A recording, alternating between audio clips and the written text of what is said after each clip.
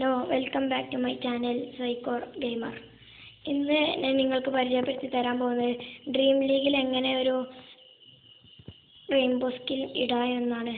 സുഖമായിട്ട് ഇടാം എല്ലാവർക്കും. അപ്പോൾ കാണിച്ചു തരാം. നമ്മളിങ്ങനെ കൊണ്ടുപോകേണ്ട ഇടയിൽ വിരലിങ്ങോട്ട് മേലേക്ക് ഇങ്ങനെ ആക്കിയാൽ മതി. അപ്പോൾ റെയിൻബോ സ്കിൻ ഇതിൻ്റെ പോലെ ഇടയ്ക്കിടയ്ക്ക് പാളും. അത് നിങ്ങൾ ശ്രദ്ധിക്കുക.